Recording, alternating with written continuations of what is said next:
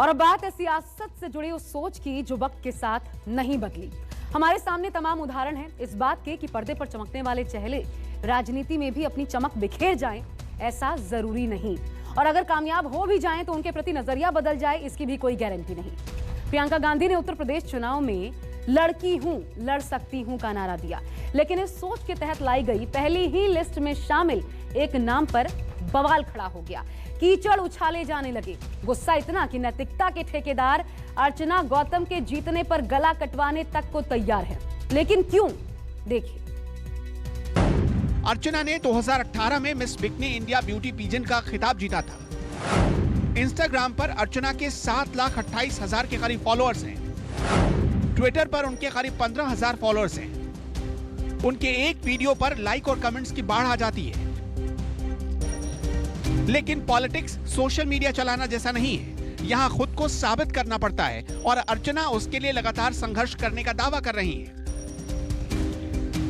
अर्चना के विरोधी उनके खिलाफ हमलावर हैं। उन्हें बिकनी गर्ल बताकर राजनीति में नौसिखवा साबित करने की कोशिश की जा रही है, लेकिन अर्चना को इससे जरा भी फर्क नहीं पड़ता।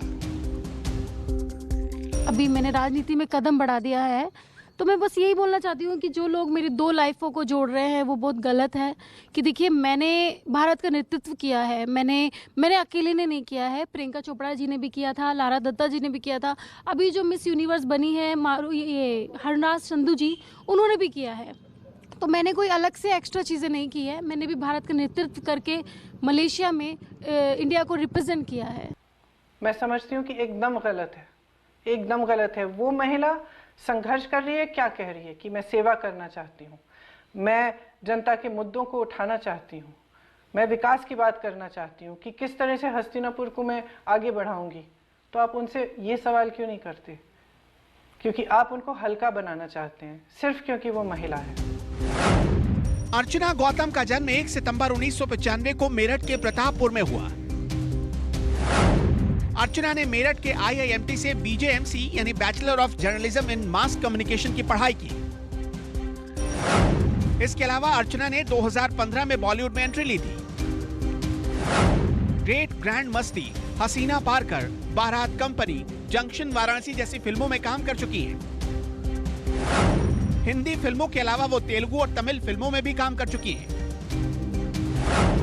वो कई टीवी प्रिंट विज्ञापनों में भी काम कर चुकी हैं। कई पंजाबी एल्बम में उन्होंने काम किया। नवंबर 2021 में अर्चना ने कांग्रेस ज्वाइन की थी।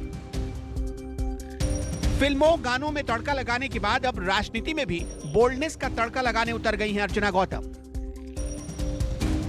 हाल ही में अर्चना जब मेरठ आई तो उन्होंने अपने कॉलेज के डायरेक्टर से मुलाकात की थी और उसकी तस्वीर अपने इंस्टाग्राम पर शेयर किया।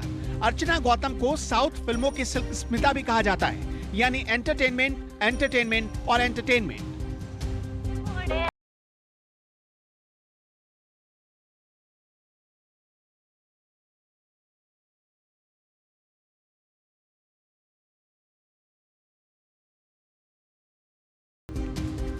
मेरठ से पढ़ाई पूरी करने के बाद वो एक्टिंग और मॉडलिंग में करियर बनाने के लिए मुंबई चली गई थी। अर्चना गौतम का मुकाबला मेरठ में समाजवादी पार्टी के उम्मीदवार योगेश वर्मा और बीजेपी के उम्मीदवार दिनेश खटीक से है। 1996 से 2012 तक हस्तिनापुर सीट पर बीएसपी और एसपी का दबदबा रहा। 2017 में यहां से बीजेपी उम्मीदवार दिनेश खटीक जीते। उससे पहले 1994 में बीजेपी से सीट पर गोपाल काली जीते थे। एनडी तिवारी, हेमवती नंदन बहुगुणा और प्रीतम सिंह जैसे नेता इसी सीट से जीतते रहे। यानी हस्तिनापुर की सीट हमेशा एक वीआईपी सीट रही और ऐसे में प्रियंका गांधी का वॉरियर बनकर अर्चना गौतम इस चुनाव में एक से बढ़कर एक नेताओं को चुनौती दे रही हैं। फाइट बड़ी टाइट है, पर अर्चना मुद्दों के दम पर पब्लिक से वोट मांग रही हैं।